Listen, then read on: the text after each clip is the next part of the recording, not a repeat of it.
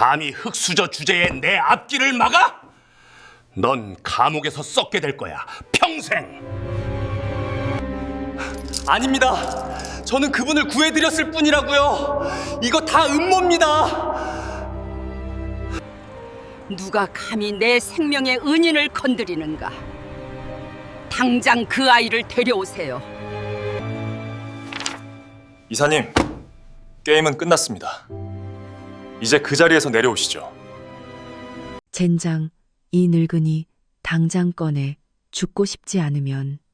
3명의 거친 사내가 한 노인을 주먹과 발로 무자비하게 폭행하고 있었다. 아이고, 아파요. 제발 그만둬 주세요.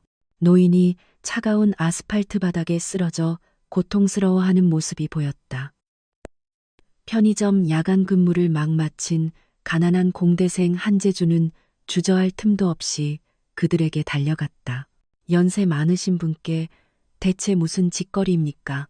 깨진 유리 조각의 왼팔이 깊숙이 베이고 깡패의 주먹에 턱과 얼굴이 멍들었음에도 재주는 마지막 순간까지 물러서지 않고 노인을 지켜냈다. 괜찮으십니까? 다치신 곳은 없으시고요. 그가 베인 팔을 부여잡고 노인에게 물었다. 그 순간의 순수한 용기가 그의 인생을 완전히 뒤바꿔 놓을 거라는 사실을 누가 짐작이나 했을까? 천국과 지옥을 오가는 거대한 운명의 톱니바퀴가 바로 그 순간부터 돌아가기 시작한 것이었다. 오늘의 이야기는 밤 11시 15분에 시작된다. 늦은 밤 아르바이트를 마친 후 편의점 아르바이트를 마친 한재주는 점장님이 챙겨준 도시락 2개를 손에 들고 좁고 어둑한 관악구의 골목길로 들어섰다. 낡은 작업복 주머니 속에서 휴대전화가 또다시 요란하게 울렸다. 매번 입원해 계신 어머니가 계신 병원에서 걸려오는 전화였다. 재주는 애써 그 진동을 무시하며 발걸음을 재촉했다. 재준아, 이건 네 몫이야. 어머니 드릴 것만 가져가지 말고. 점장님의 따뜻한 목소리가 귓가에 맴돌았다. 등록금 고지서와 어머니의 만성 신부전증 진단서를 떠올릴 때마다 가슴이 숨막히듯 답답해졌다. 투석 비용만 한 달에 200만 원이 훌쩍 넘는데 아르바이트 몇 개로는 도저히 감당하기 힘든 무게였다. 하루 종일 서서 일한 다리는 천근만근 무거웠지만 어머니를 생각하니 걸음이 저절로 빨라졌다. 오늘도 남은 도시락을 얻어갈 수 있어서 다행이다. 하나는 어머니께 드릴 저녁이었고 다른 하나는 내일 아침 자신이 먹을 것이었다. 그때였다. 골목 안쪽에서 짐승 같은 남자들의 욕설과 함께 노인의 다급하고 날카로운 비명소리가 들려왔다. 야, 이 망할 늙은이, 금부치 내놔, 내놓으라고. 안 됩니다. 그건 제 마지막 재산이에요. 제발요. 입 닥쳐. 곱게 안 내놓으면 피를 보게 될 거다. 재주는 들고 있던 도시락을 그대로 아스팔트 바닥에 내려놓고 소리가 나는 쪽으로 전속력으로 달려갔다. 어둠이 짙게 들이운 골목에서 불량배 3명이 한 노인을 거칠게 밀치고 있었다. 노인은 낡고 해진 검은 코트를 입고 있었는데 이미 한 번 넘어지셨는지 무릎이 심하게 까져 피가 흘러나오고 있었다. 아, 살려주세요. 누가 좀? 노인이 바닥에 완전히 쓰러지자 가장 덩치가 크고 문신을 한 불량배가 발로 노인의 옆구리를 인정사정 없이 걷어찼다. 빨리 안 내놔? 이 고집불통 할망구야. 제발 그만 좀 하세요. 연세 드신 분께 이 무슨 무례한 짓입니까? 재주는 망설임 없이 그들 앞에 몸을 던져 가로막아 섰다. 불량배 중 하나가 재준을 위아래로 훑어보더니 코웃음을 쳤다. 뭐야, 아르바이트생 나부랭이가 정의감에 불타올랐냐? 비켜, 학생. 이건 우리 일이야. 강도 지시 일이라면 세상 참 좋아졌네요. 재준이 단호하고 비장하게 응수하자 가장 덩치가 큰 두목처럼 보이는 사내가 비릿하게 웃으며 주먹을 휘둘렀다. 이 새끼 말이 좀 되네. 재준은 간신히 피했지만 다른 한 명의 주먹이 그의 턱을 정확히 강타했다. 입안 가득 쇠맛, 즉 피맛이 퍼졌다. 도망가세요, 어르신. 재준이 외쳤지만 노인은 다친 다리 때문에 쉽게 일어나지 못하셨다. 나는 괜찮다. 너부터 피해, 젊은이. 안 됩니다. 어르신은 제 등 뒤에 계세요. 세 명이 동시에 달려들자 재준은 노인을 자신의 등 뒤로 감싸 안으며 필사적으로 맞서 싸웠다. 얼굴에는 주먹을, 배에는 무릎차기를 당하며 숨이 막힐 듯했다. 하지만 물러설 수 없었다. 어머니께서 늘 하시던 말씀이 떠올랐다. 재준아, 어려운 사람 보면 무조건 도와야 한다. 그게 사람 사는 도리야. 그때 불량배 중 한 명이 바닥에 깨진 채 나뒹굴던 소주병 조각을 집어들었다. 죽고 싶냐, 이 꼬맹아. 날카로운 병 조각이 재준의 왼쪽 팔을 깁고 길게 찢었다. 뜨거운 피가 솟구쳐 흘러내렸다. 재준은 고통을 참아내며 마지막 힘을 짜내 놓인 앞을 가로막았다. 그만해, 이 사람이 대체 뭘 잘못했다고. 노인이 절규했지만 불량배들은 미친 듯이 조소했다. 닥쳐, 늙은이, 너도 얻어맞고 싶어? 재준이 비틀거리자 노인이 그의 등을 붙잡으셨다. 안 돼, 젊은이. 그러다 진짜 죽네. 노인의 손에서 극심한 떨림이 느껴졌다. 그때 멀리서 경찰차의 사이렌 소리가 희미하게 들려왔다. 야, 경찰 온다. 튀자. 불량배들은 욕지거리를 내뱉으며 허둥지둥 달아났다. 재준은 온몸에 힘이 풀려 바닥에 주저앉았고 노인이 급히 그에게 다가오셨다. 아이고, 피가 이렇게. 이거 어쩌면 좋나. 노인은 떨리는 손으로 낡은 손수건을 꺼내 재준의 팔을 세게 눌러 지혈했다. 괜찮아요, 어르신. 다치신 데는 없으시고요? 나야 괜찮지. 아이고, 젊은이 아니었으면 난 오늘 정말 큰일 날 뻔했네. 당연한 일 했을 뿐입니다. 걱정 마세요. 재준은 노인의 까진 무릎에서 피가 계속 흐르는 것을 보고 안타까워했다. 어르신, 무릎이 피가 나요. 병원에 가셔야 합니다. 이까지 상처쯤이야. 괜찮아. 그런데 너는 어쩌니? 팔이 이렇게 엉망인데. 노인의 눈가에 그렁그렁 눈물이 맺혔다. 제가 보답을 해야겠어요. 병원비라도. 아닙니다. 정말 괜찮습니다. 늦었으니 조심히 들어가십시오. 재준은 바닥에 엉망이 된 도시락 잔해를 보았다. 어머니께 드릴 저녁이 엉망이 되었지만 후회는 없었다. 노인이 뭔가 더 말하려 했지만 재준은 피 묻은 셔츠를 감추며 급히 그 자리를 벗어났다. 재준이 자리를 뜨며 바닥에 떨어뜨린 것이 있었다. 아르바이트 지원서와 어머니의 진단서가 들어있던 낡은 서류 봉투였다. 노인은 그 봉투와 터진 도시락을 한동안 말이 없이 바라보셨다.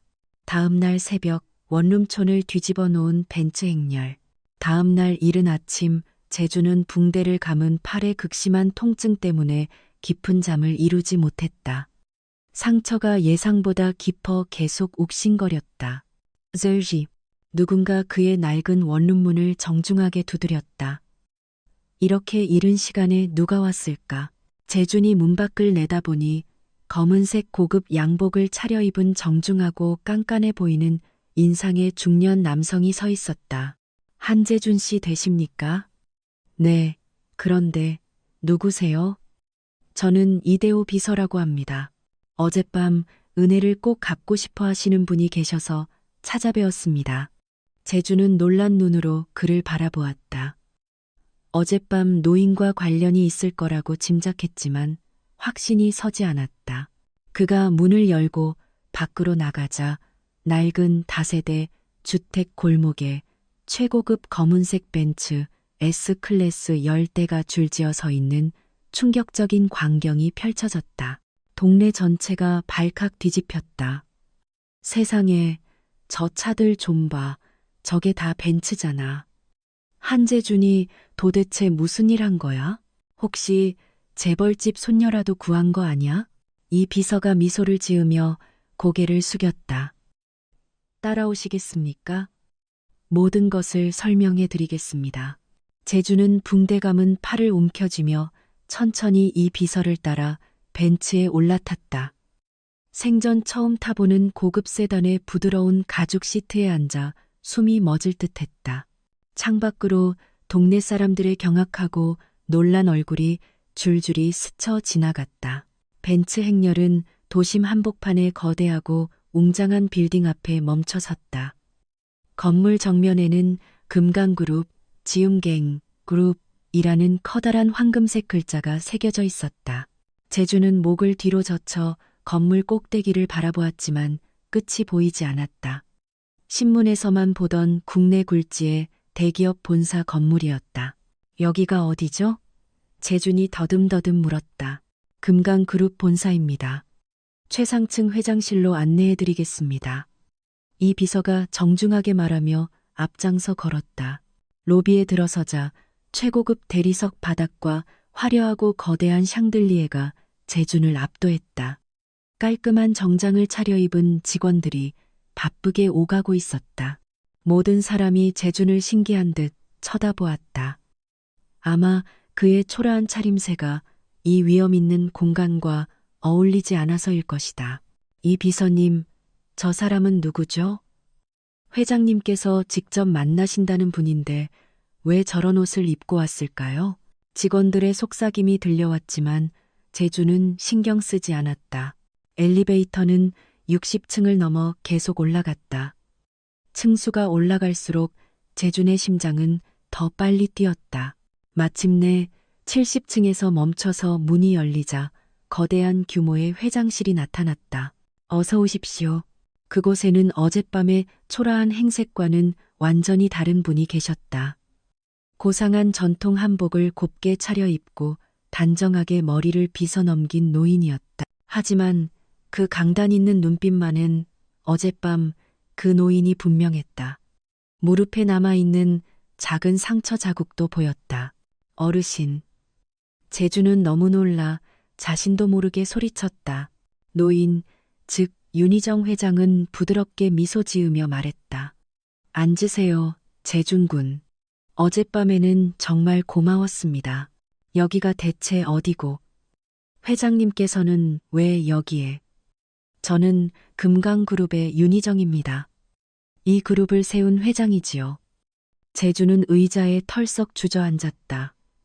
어젯밤 자신이 구한 노인이 금강그룹의 총수라니 도저히 믿기지 않는 현실이었다.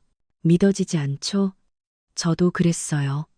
내가 평범한 할머니인 줄 알고 구해준 용감한 청년이 있다면 얼마나 기특할까 생각했거든요. 윤 회장이 이 비서에게 눈짓하자 그가 고급 맞춤 정장 한 벌을 가져왔다. 우선 이 옷부터 갈아입으세요. 그리고 그 상처도 치료받으셔야 하고요. 아닙니다. 괜찮습니다. 괜찮지 않아요. 저 때문에 다친 건데 어떻게 그냥 둡니까? 윤 회장의 지시로 그룹 전속 의료팀이 도착하여 재준의 팔 상처를 다시 정교하게 봉합해 주었다. 어젯밤 급하게 싼 붕대보다 훨씬 깔끔하게 치료받았다. 새 정장으로 갈아입고 나니 거울 속 자신의 모습이 낯설게 느껴졌다. 정말 다른 사람 같네요. 원래도 잘생겼는데 옷을 입으니 더 멋져 보입니다. 윤 회장이 흡족하게 웃었다. 세 번째 유혹, 그리고 뜻밖의 등장. 어머님은 어떻게 지내시는지 궁금하네요. 윤 회장이 재준이 떨어뜨렸던 아르바이트 지원서를 꺼내며 말했다. 어머님께서 만성 신부전증을 앓고 계시는군요. 투석비가 만만치 않을 텐데 어떻게 그걸 아십니까? 지원서에 가족사항이 적혀 있더군요. 학자금 대출도 많이 받으셨고. 재준은 부끄러웠다. 자신의 가난한 사정이 이렇게 적나라하게 드러나다니. 하지만 윤 회장의 눈빛에는 동정이 아니라 따뜻한 이해가 담겨 있었다. 저도 어릴 때 몹시 가난했어요. 그래서 더 잘할 수 있죠. 윤 회장이 서랍에서 백지수표, 블랑책 한 장을 꺼내 재준 앞에 놓았다. 재준 군, 어젯밤 일에 대한 보답을 꼭 하고 싶어요. 이 수표에 원하는 대로 금액을 적으세요. 어머님 병원비부터 필요한 모든 것을 채우세요. 그리고 우리 회사에 들어와 일하는 것도 고려해 주시고요. 백지 수표를 보는 순간 재준의 머릿속이 하얗게 비었다. 어머니의 투석비, 자신의 등록금, 생활비까지. 모든 것이 이 종이 한 장으로 해결될 수 있었다. 어떠세요? 충분히 생각해 보셨죠? 이것은 받을 수 없습니다. 재준은 백지 수표를 두 손으로 정중히 밀어냈다. 윤 회장이 놀란 표정으로 그를 바라보았다. 왜 그러세요? 당신은 제 생명의 은인인데 대가 없이 사람을 돕는 것이 돌아가신 저희 아버지와 어머니의 가르침이었습니다. 은혜를 바라고 한 일이 아닙니다. 하지만 어머님 치료비가 절실하잖아요. 그것은 제가 스스로 해결해야 할 문제입니다. 어머님께서도 이런 식으로 받은 돈은 기뻐하지 않으실 거예요. 윤 회장은 잠시 동안 말이 없으시더니 갑자기 크게 웃음을 터뜨리셨다. 참으로 특별한 청년이네요. 요즘 세상에 이런 사람이 있다니. 그때 윤 회장이 갑자기 진지한 표정을 지으셨다.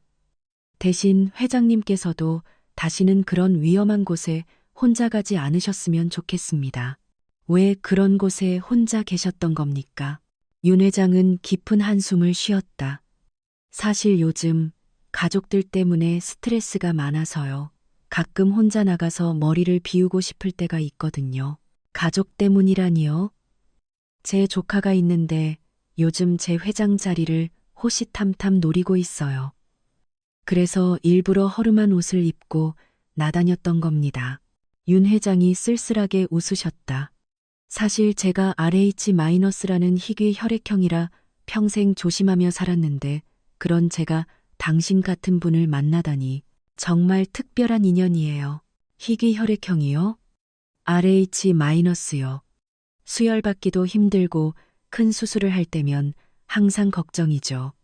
혈연 중 저와 같은 혈액형은 강상혁 그 아이뿐입니다. 바로 그때였다. 쾅!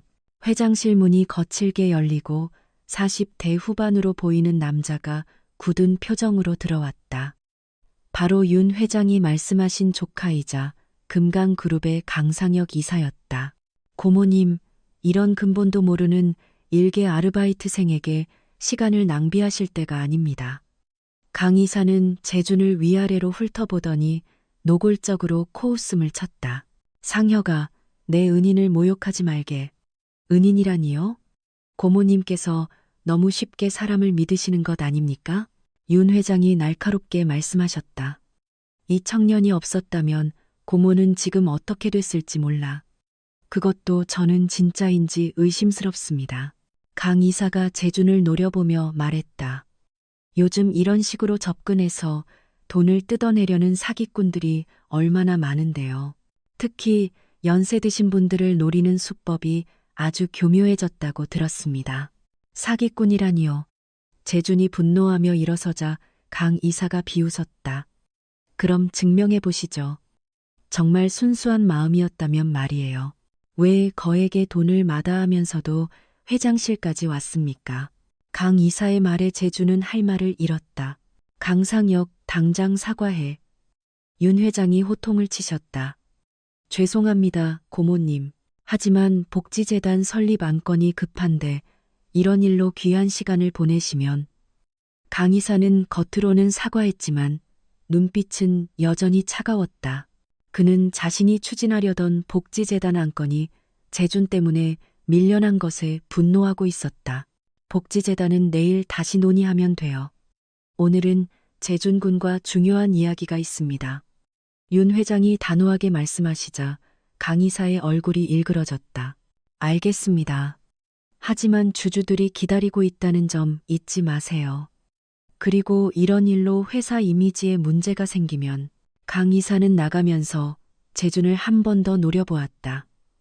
그 시선에는 명확한 적이 대끼가 담겨 있었다. 재준은 등골이 서늘해졌다. 신경 쓰지 마세요. 원래 성격이 급한 사람입니다. 윤 회장이 위로해 주셨지만 재준은 기분이 좋지 않았다. 저는 이만 가보겠습니다. 시간을 너무 많이 뺏은 것 같아서요. 벌써 가시겠어요? 점심이라도 같이 합시다. 아닙니다. 어머님께 가봐야 해서요. 재주는 정중히 인사드리고 회장실을 나왔다.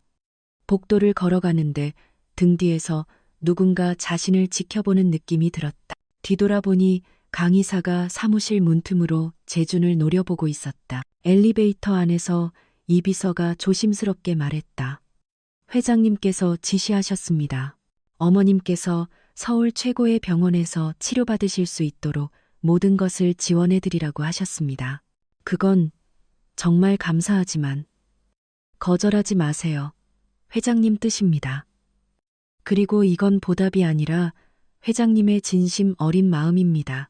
재주는 고민에 빠졌다. 어머니의 치료비는 절실했지만 이렇게 받는 게 맞는지 확신이 서지 않았다. 금강그룹 건물을 나서면서 재주는 다시 한번 뒤돌아보았다. 70층 회장실 창문에서 윤 회장이 그를 내려다보고 계셨다. 그분의 따뜻한 미소와 강 이사의 차가운 시선이 극명하게 대조를 이루었다. 집으로 돌아가는 길에 재주는 생각했다. 분명 좋은 일이 생긴 것 같은데 왜 이렇게 불안한 기분이 드는 걸까? 강 이사의 그 눈빛이 자꾸 떠올랐다. 강상혁 이사의 잔혹한 음모와 증거 조작. 그날 밤 11시 강상혁 이사는 자신의 비밀 사무실로 지난밤 윤 회장을 습격했던 깡패들의 두목을 은밀히 불러들였다. 사무실 문이 조심스럽게 열리고 덩치 큰 남자가 들어왔다. 그는 주위를 둘러보며 불안한 기색을 감추지 못했다. 왜 이렇게 늦게 부르십니까? 혹시 누가 보면 어떻게 하려고요? 깡패 두목이 불편한 표정으로 말했다. 걱정 마. 경비들은 이미 다 보냈어. 3명이나 동원하고도 실패했다면서? 강 이사가 차갑게 물었다. 그 대학생 놈이 갑자기 나타나서 방해했습니다. 생각보다 끈질기더군요. 그래서 계획이 망쳤잖아. 고모는 여전히 멀쩡하고 나는 아직도 회장 자리에 못 앉았어. 강 이사가 주먹으로 책상을 내리쳤다. 책상 위에 놓인 골프 트로피가 요란하게 흔들렸다. 그럼 이제 어떻게 하실 건가요? 한재준 그놈을 처리해야겠어. 그놈 때문에 모든 계획이 틀어졌어. 강 이사는 서랍에서 두꺼운 현금 뭉치를 꺼냈다. 이거 받고 경찰서에 가서 자수해. 자수요? 갑자기 무슨 말씀이십니까? 깡패 두목이 당황해서 뒤로 물러섰다. 한재준이 너희와 한패였다고 거짓 진술하라는 얘기야. 그놈이 윤 회장의 동선을 알려주고 돈을 나눠 갖기로 한 공범이라고 하면 돼. 강 이사가 돈 뭉치를 책상 위에 던지며 말했다. 그럼 저희는 어떻게 되는 거예요?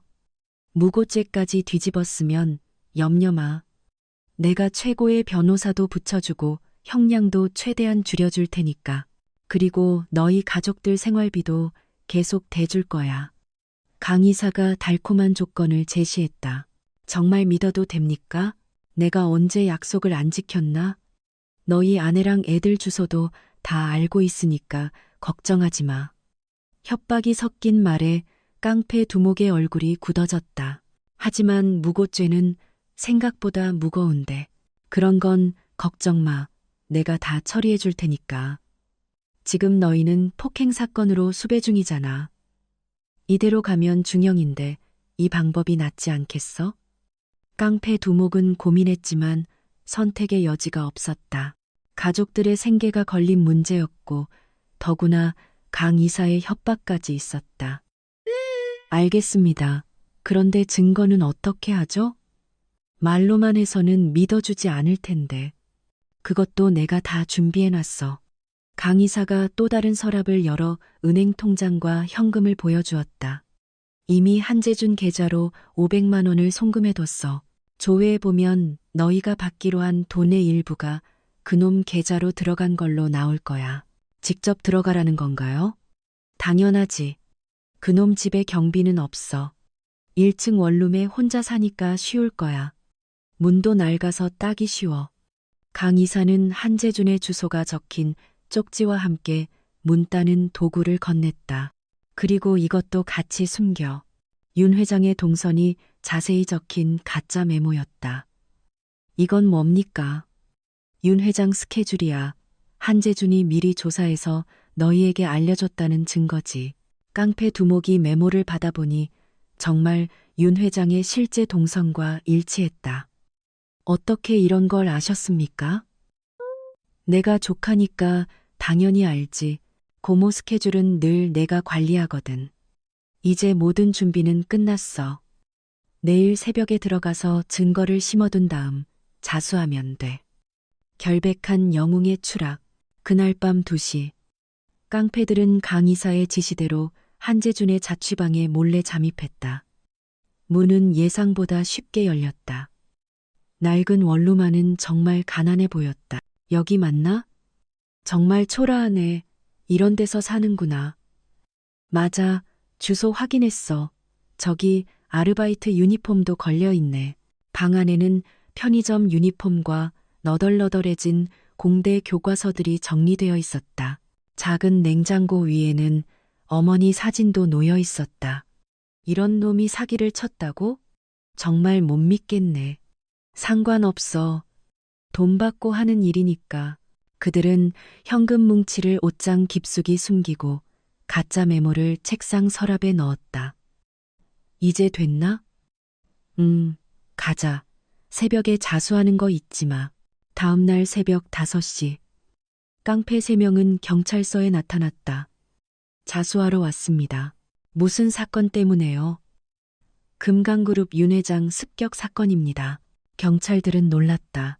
사실 경찰들은 그 사건이 정말 일어났는지 의심하고 있었기 때문이다.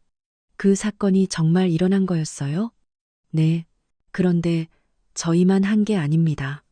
한재준이라는 대학생이 주모자예요. 깡패 두목은 준비된 대로 거짓말을 시작했다. 그 학생이 윤 회장의 스케줄을 미리 알려줬고 성공하면 돈을 나눠 갖기로 했습니다. 증거가 있나요? 그 학생 집에 가 보시면 돈하고 메모가 있을 거예요. 그리고 그놈 계좌에도 돈이 들어갔을 겁니다. 정확한 주소 알고 있어요? 네, 여기 있습니다. 깡패 두목이 한재준의 주소를 적은 쪽지를 건넸다. 경찰들이 서로 눈빛을 주고받았다. 한편 그 시각강 이사는 경찰 간부에게 전화를 걸었다. 한재준이라는 학생을 즉시 체포해 주십시오. 무슨 혐의로요? 강도상의 공모죄입니다. 이미 공범들이 자수했어요. 증거도 충분합니다. 금강그룹 관련 사건이군요. 민감한 사안입니다. 그렇습니다. 빨리 처리해 주시고 언론에도 알려주십시오. 강 이사는 만족스럽게 웃었다. 그렇게 해주세요. 금강그룹 회장 습격 사건이니까 사람들이 많이 관심 가질 겁니다. 하지만 제 이름은 빼고 해주십시오. 그날 오전 6시, 재주는 잠에서 깨어나 어머니 병문안 갈 준비를 하고 있었다. 팔의 상처는 아직 아팠지만 많이 나아진 상태였다. 어머니께 가져다 드릴 과일을 준비하고 있었다. 똑똑 문을 두드리는 소리가 들렸다. 이렇게 이른 시간에 누가 재준이 문을 열어보니 형사 2명이 서 있었다. 한재준 씨 맞습니까? 네. 그런데 무슨 일이세요? 이렇게 일찍. 강도상의 공모 혐의로 긴급 체포합니다. 수갑 채우겠습니다. 재준이 상황을 파악하기도 전에 차가운 수갑이 그의 손목에 채워졌다. 잠깐, 무슨 소리예요? 저는 아무것도 안 했는데요. 강도라니 말도 안 돼요. 변명은 조사실에서 하세요. 지금 긴급 체포 영장 집행 중입니다. 형사들이 재준의 방을 수색하기 시작했다. 옷장을 뒤지고 서랍을 열어보더니 곧 뭔가를 발견했다. 여기 있네. 돈하고 메모. 옷장에서 현금이, 서랍에서 윤 회장의 동선이 적힌 메모가 나왔다. 이게 뭐예요? 저는 이런 거 본 적도 없어요. 누가 제 방에 이런 걸 넣었죠? 그래요? 그럼 당신 통장에 찍힌 입금 내역은 뭐죠? 형사가 은행 거래 내역서를 보여주었다. 재준이 본 적도 없는 500만 원이 입금되어 있었다. 이상하다.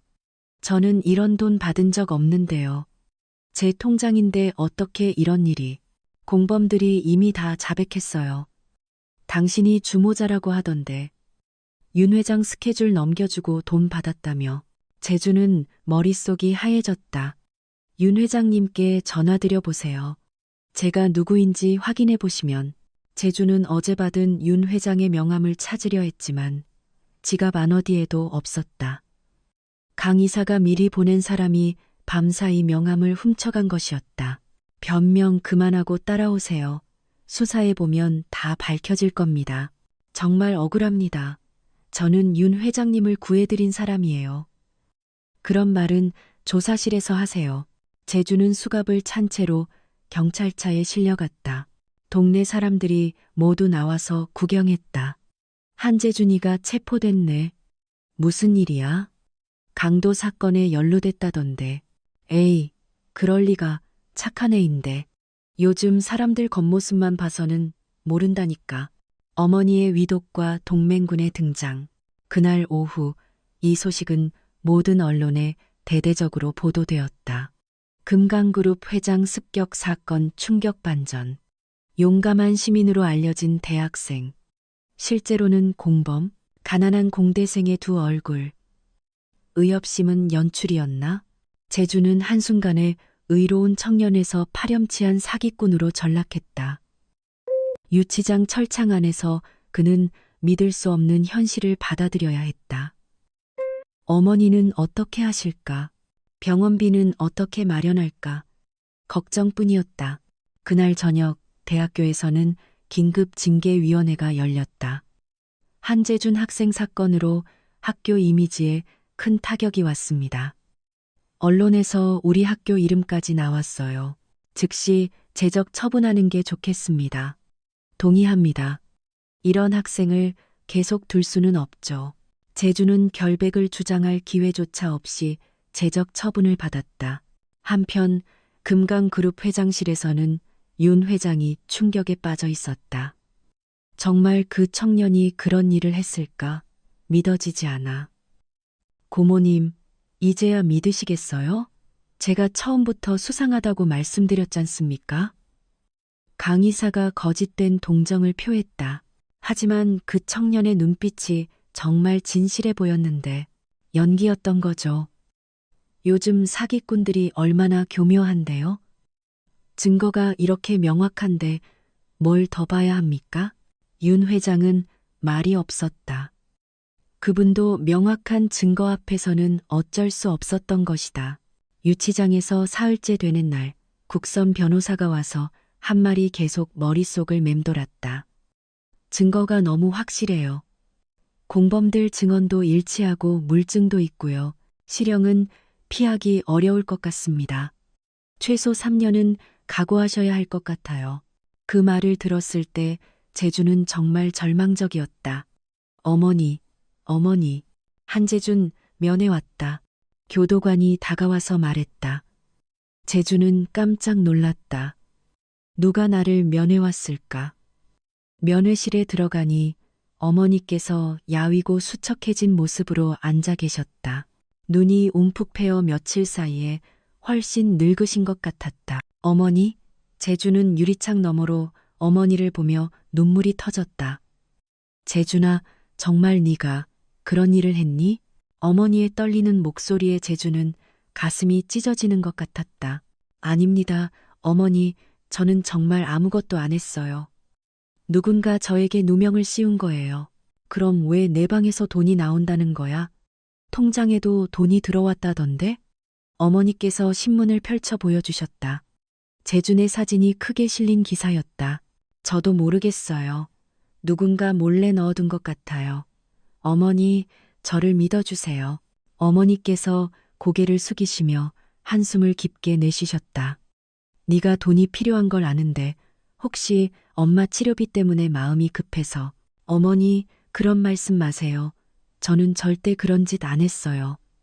재준은 목이 메어 말을 잇지 못했다. 어머니께서 자신을 의심하신다는 것이 가장 괴로웠다. 미안하다, 재준아. 엄마가 못나서 네가 이렇게까지 고생하게 만들어서. 어머니께서 눈물을 훔치셨다.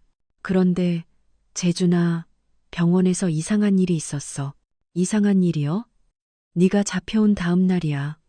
갑자기 금강그룹에서 사람이 와서 엄마 치료비를 다 대주겠다고 하더라. 재준은 깜짝 놀랐다. 정말요? 왜 갑자기? 그래서 더 의심스러웠지. 혹시 네가 정말로 그 사람들과 거래를 한 건 아닌가 싶어서. 아닙니다, 어머니. 저는 정말 모르는 일이에요. 그때 어머니께서 갑자기 가슴을 움켜쥐시며 고통스러워 하셨다. 어머니, 어디 아프세요? 아이고, 가슴이, 숨이 안 쉬어져. 어머니께서 그 자리에서 쓰러지셨다. 재준은 유리창을 두드리며 절규했다. 도와주세요. 어머니가 쓰러지셨어요. 급히 달려온 의무실 직원들이 어머니를 들것에 옮겼다. 병원으로 이송해야겠습니다. 상태가 안 좋아요. 맥박이 불규칙하네요. 재준은 수갑을 찬 채로 어머니가 실려가는 모습을 지켜볼 수밖에 없었다. 그 순간이 그의 인생에서 가장 무력감을 느낀 때였다. 며칠 후 재준은 또 다른 면회를 받게 되었다. 이번에는 젊은 여성이었는데 고급스러운 정장을 단정하게 차려입고 있었다. 처음 보는 사람이었지만 왠지 모르게 친숙한 느낌이 들었다. 안녕하세요. 저는 금강그룹 전략기획실의 윤채령 실장입니다. 재준은 깜짝 놀랐다. 금강그룹 직원이 왜 자신을 만나러 온 걸까? 저를 만나러 오신 이유가 뭡니까? 혹시 강 이사가 보내신 건가요? 아닙니다. 우리 할머니 윤희정 회장님께서는 아직도 당신을 믿고 싶어 하십니다. 당신이 정말 그런 일을 했는지 직접 확인하러 왔어요. 채령이 차분한 목소리로 말했다. 재준은 채령의 눈을 똑바로 바라보며 말했다. 저는 정말 결백합니다. 그날 밤 할머니를 구한 것 외에는 아무것도 안 했어요. 오히려 저는 강 이사에게 누명을 쓴 피해자입니다. 채령이 재준을 한동안 지켜보더니 입을 열었다. 당신의 눈을 보니까 거짓말하는 사람 같지 않네요. 사실 저도 이상하다고 생각했어요. 이상하다고요? 강 이사 말만 듣고 있자니 뭔가 석연치 않더라고요. 너무 완벽하게 맞아떨어지는 것 같아서요. 채령은 목소리를 낮춰 말했다. 강 이사는 저희 할머니의 조카입니다. 예전부터 할머니 자리를 탐내왔어요. 할머니가 후계자 문제로 고민하시는 걸 알고 있어서 더욱 그래요. 채령은 주위를 둘러보며 조심스럽게 말을 이었다. 그 사람이 왜 그렇게 당신을 못마땅해 했는지 이제야 알 것 같아요. 할머니께서 당신을 특별하게 생각하신다는 걸 눈치챈 것 같습니다. 혹시 후계자로 생각하시는 건 아닌가 해서요. 재준은 믿을 수 없다는 표정으로 채령을 바라봤다. 후계자라니요. 저는 그냥 평범한 대학생인데요. 할머니는 혈연보다 인품을 더 중요하게 생각하십니다. 백지수표에 유혹을 뿌리친 당신 같은 사람을 찾고 계셨거든요. 채령이 잠시 망설이더니 개인적인 이야기를 꺼냈다. 사실 저희 아버지도 예전에 강 이사 때문에 억울하게 경영진에서 밀려나셨어요. 횡령 혐의로 몰아서요. 수법이 당신 사건과 너무 비슷해요. 증거 조작하는 것도 그렇고. 채령의 눈에는 분노와 슬픔이 동시에 서려 있었다. 정말 저를 믿어주시는 건가요? 네, 할머니도 마음속으로는 의심하고 계세요. 다만 증거가 너무 확실해서 어쩔 수 없이 믿는 척 하실 뿐이죠. 채령이 단호하게 말했다. 그래서 제가 도와드릴 거예요. 어떻게요? 우선 보석부터 해드릴게요. 그리고 최고 변호사를 붙여드릴 거고요. 이건 회사에서 지원하는 겁니다. 할머니의 지시예요. 채령이 가방에서 서류를 꺼냈다. 이미 보석 신청도 해놨고 변호사님도 섭외했어요. 금강그룹 전속 법무팀에서 가장 실력 있는 분입니다. 그날 오후 재준은 보석으로 풀려났다. 금강그룹 법무팀에서 나온 20년 경력의 베테랑 변호사가 모든 절차를 처리해 주었다. 걱정 마세요, 한재준 씨. 반드시 진실을 밝혀낼 테니까요. 저도 이 사건이 뭔가 이상하다고 생각합니다. 변호사가 재준의 손을 잡으며 말했다. 재준은 가장 먼저 병원으로 달려갔다. 어머니는 중환자실에서 겨우 의식을 되찾으신 상태였다. 많이 좋아지신 것 같아서 다행입니다. 재준아, 네가 나왔구나. 어떻게 된 거니? 금강그룹에서 도와주셨어요, 어머니. 이제 괜찮을 거예요. 정말 네가 안 한 거니? 엄마한테는 솔직히 말해도 돼. 네, 어머니, 저는 절대 그런 짓 안 했어요. 하나님께 맹세해도 돼요. 어머니께서 안도의 한숨을 내쉬셨다. 그래, 우리 재준이가 그럴 리 없지. 엄마가 미안했다. 순간 의심했어. 마지막 시험, 생명의 거래. 그날 저녁 채령은 안전한 장소로 재준을 데려갔다. 이제부터가 진짜 시작이에요. 강 이사의 음모를 밝혀내야 합니다. 어떻게 하실 건가요? 증거가 너무 확실한데요. 그 사람들이 다시 접촉할 거예요. 범죄자들은 항상 실수를 하거든요. 그때까지 기다려야 해요. 채령이 결연한 표정으로 말했다. 저는 할머니를 정말 존경해요. 그런 할머니를 속이고 있는 강 이사를 절대 용서할 수 없어요.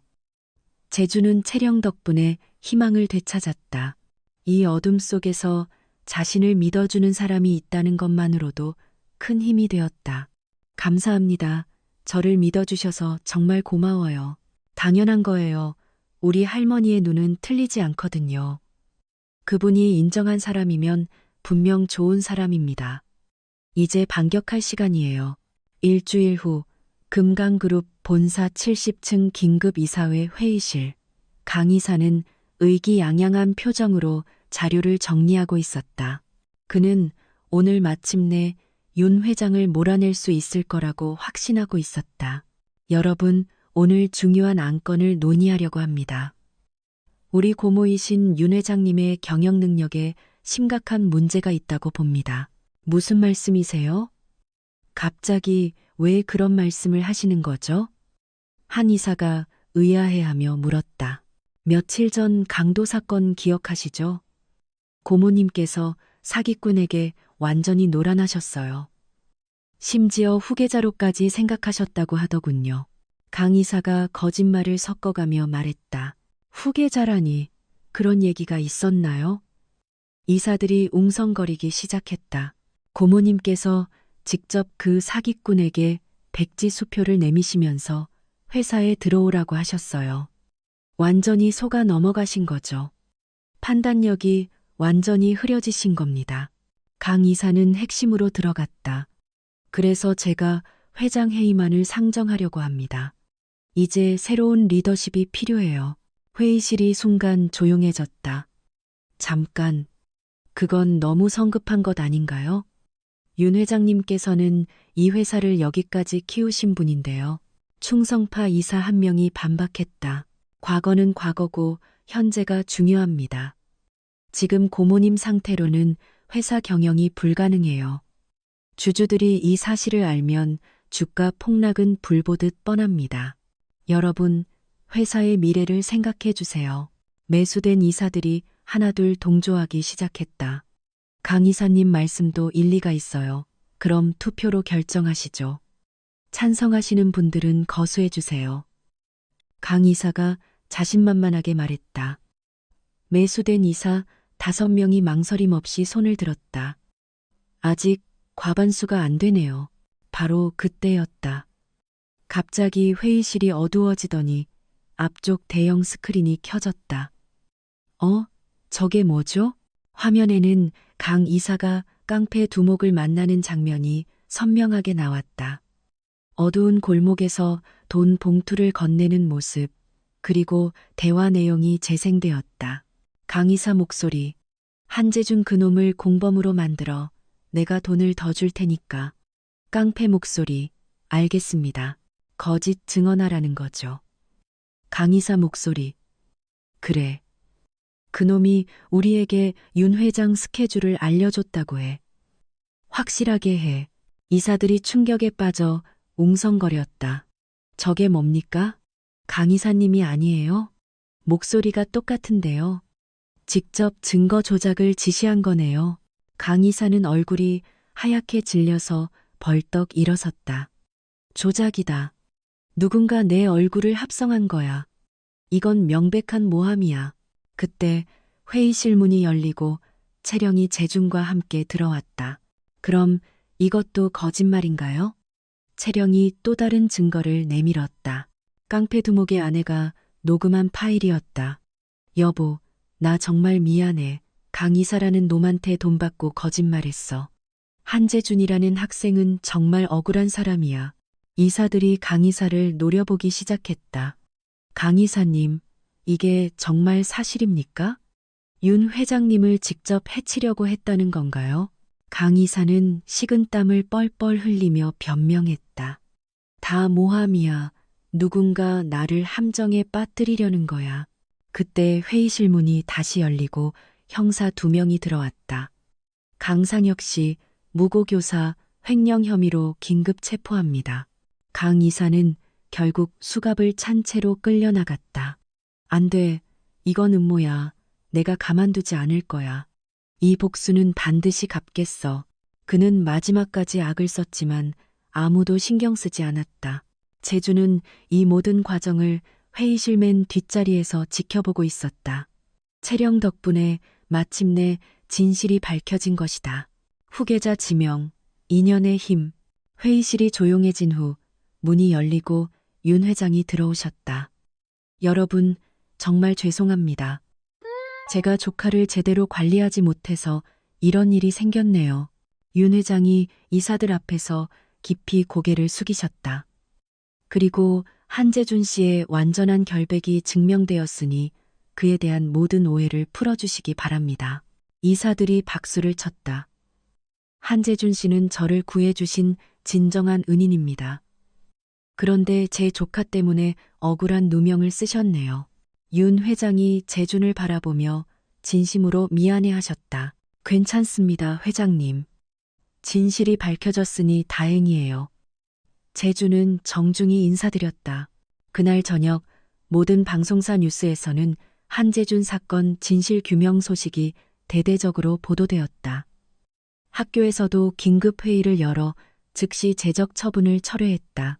다음 날 아침 학장이 직접 재준을 찾아와 사과했다.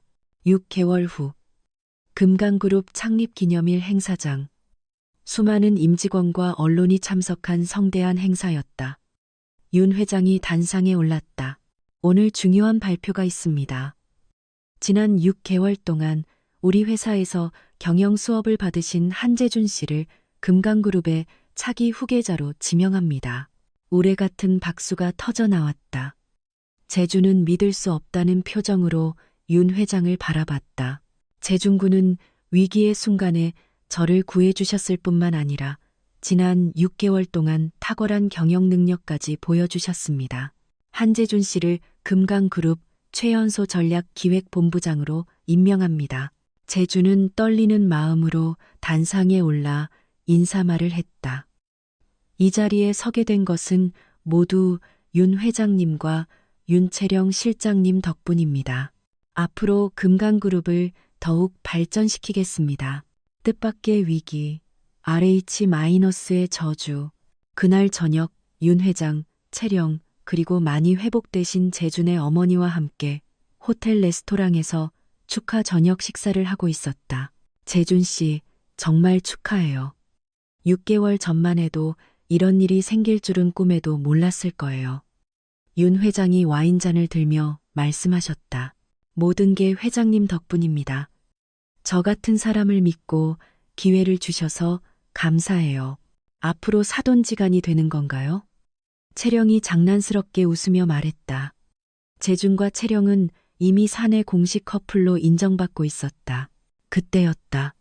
갑자기 윤 회장이 얼굴을 찡그리시며 배를 움켜잡으셨다. 회장님, 어디 아프세요? 채령이 놀라서 물었다. 괜찮아요. 그냥 좀 속이 쓰린 것 같네요. 윤 회장이 억지로 웃으시며 말씀하셨다. 하지만 그분이 말을 마치기도 전에 갑자기 입에서 피를 토하셨다. 선홍색 피가 하얀 테이블보에 뚝뚝 떨어졌다.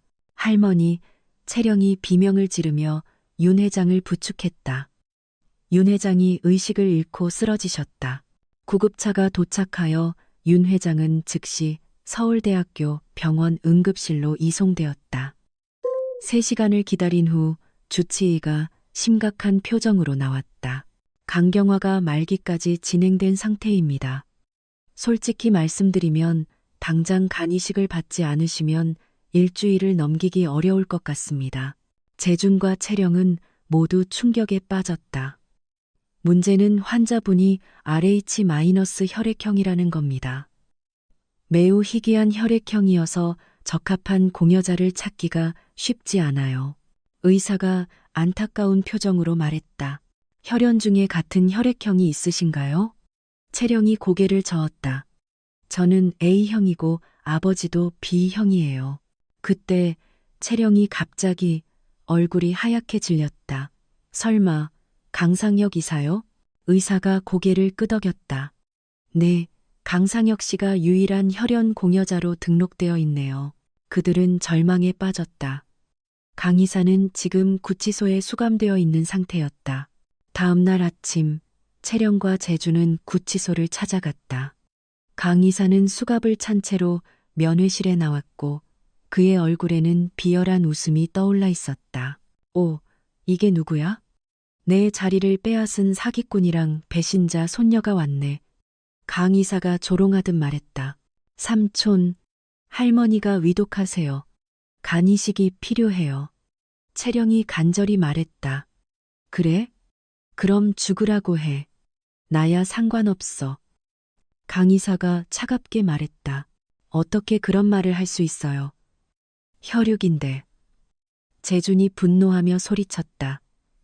혈육? 그 할망구가 날 어떻게 대했는데 감옥에 쳐넣고 이제 와서 도움을 달라고? 강 이사가 비웃었다. 하지만 강 이사가 갑자기 표정을 바꿨다. 조건이 있어. 무슨 조건이요? 채령이 불안하게 물었다. 내 즉시 석방. 그리고 금강그룹 지분 50%를 내게 넘겨. 그럼 간을 줄 수도 있어. 터무니없는 요구였다. 그건 불가능해요. 삼촌이 무슨 일을 저질렀는지 아시잖아요. 그럼 할머니 죽는 걸 지켜보든지. 내가 유일한 희망인데 말이야. 강 이사는 악마 같은 미소를 지었다. 그때 더 큰 문제가 터졌다. 금강그룹 본사에 비상이 걸려 있었다.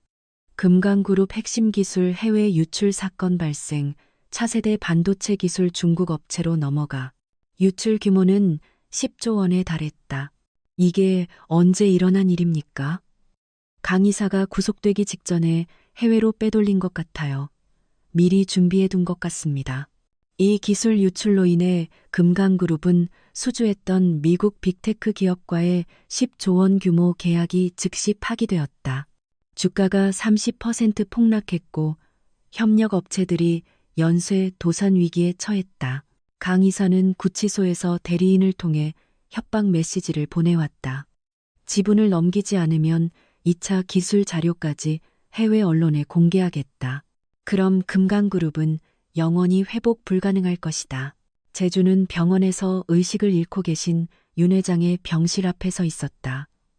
그분의 생명과 수만 명 직원들의 생계, 그리고 회사의 운명이 모두 그의 어깨에 걸려 있었다. 회장님, 저는 어떤 선택을 해야 할까요? 그때 편의점에서 도시락을 들고 가던 그날 밤이 떠올랐다.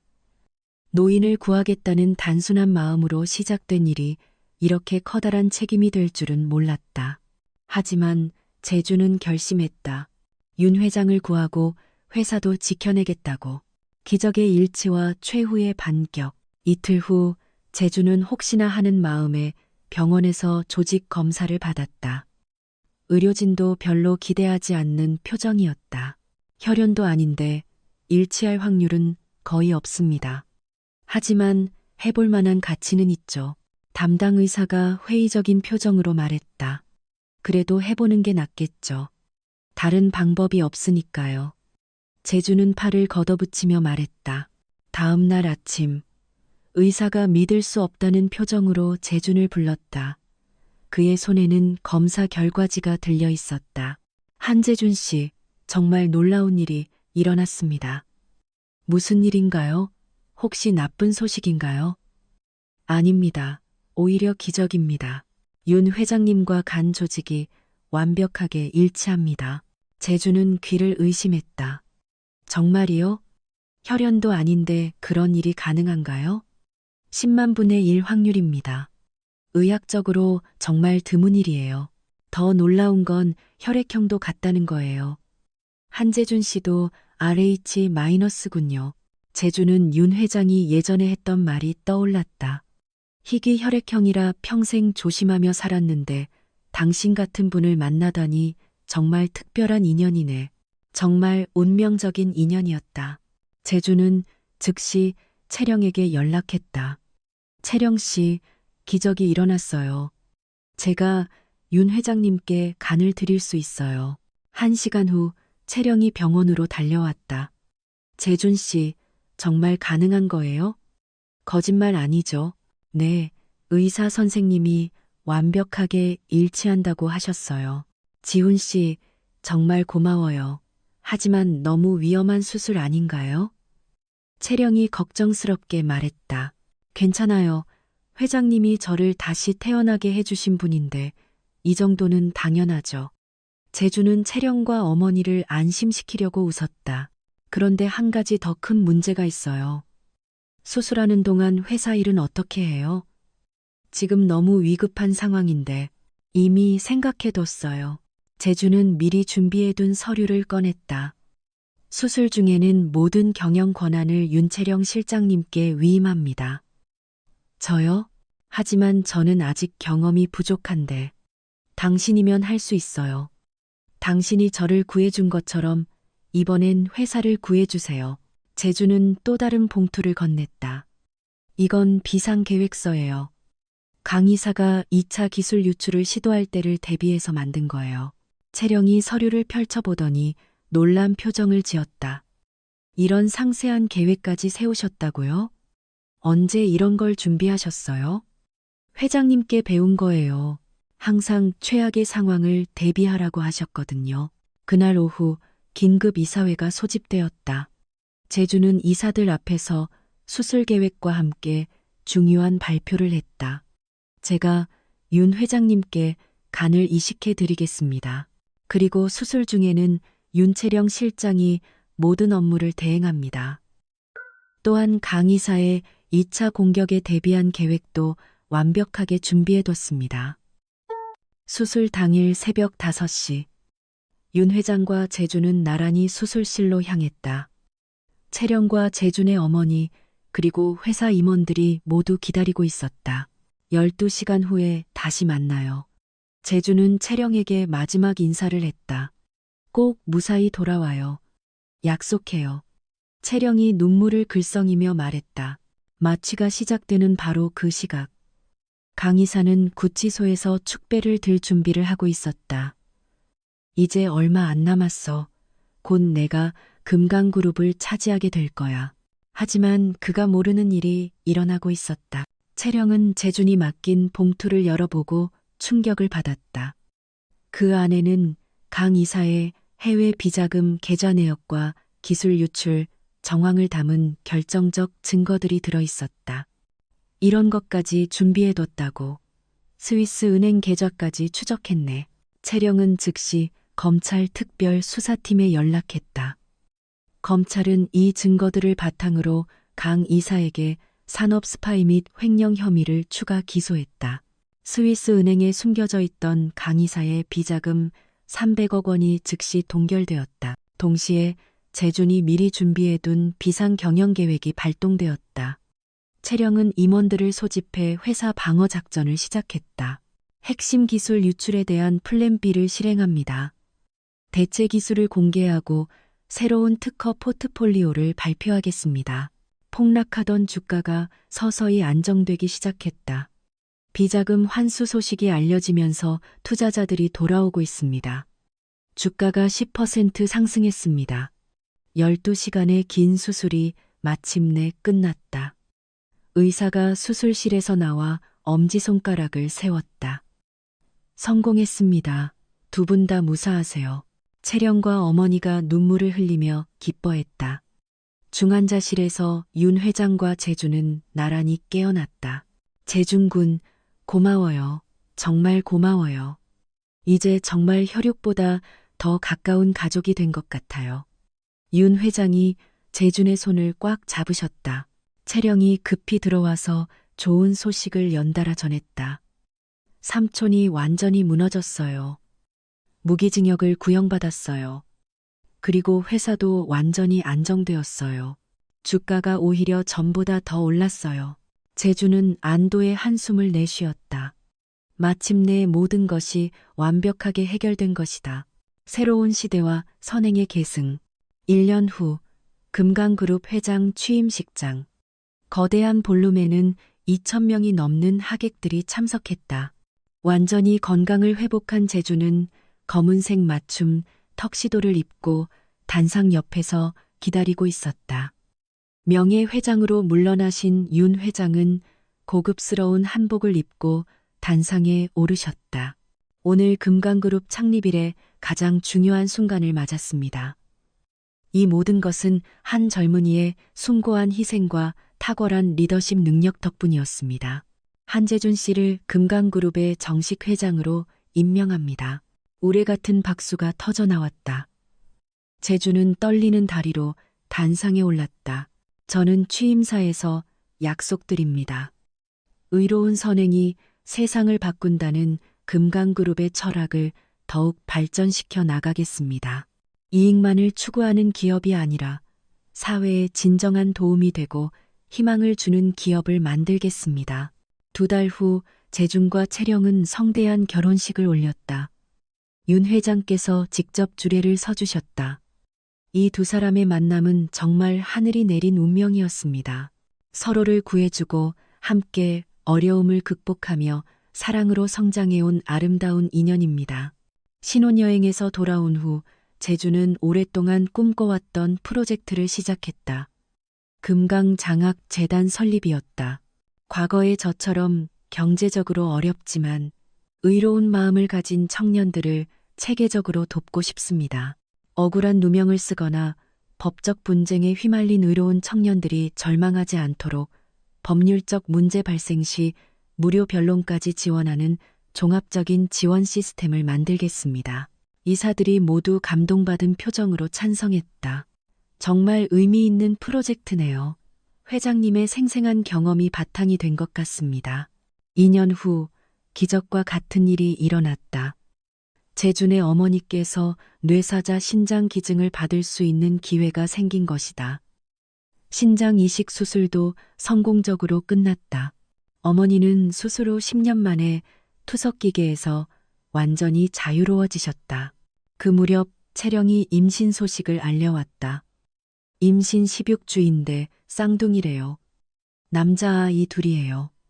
재준은 기쁨에 겨워 채령을 조심스럽게 안았다. 9개월 후 건강한 쌍둥이 아들들이 태어났다. 박 회장께서는 손주들의 재롱을 보며 인생에서 가장 행복한 시간을 보내셨다.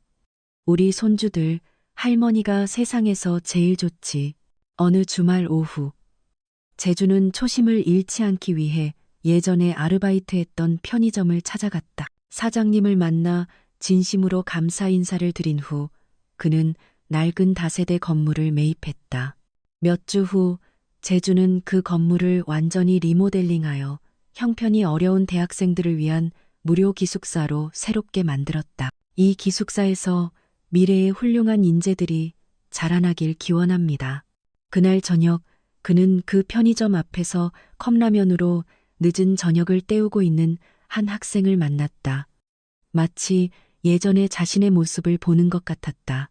재준은 그에게 천천히 다가가 어깨를 부드럽게 두드렸다. 힘내세요, 젊은이. 지금은 어려워도 언젠가는 기적의 주인공이 될 수 있을 거예요. 그리고 금강장학재단 지원서와 기숙사 안내서가 든 봉투를 건넸다. 이게 뭐예요? 갑자기 왜 이런 걸 주시는 거죠? 학생이 어리둥절해하며 물었다. 희망입니다. 절대 포기하지 마세요.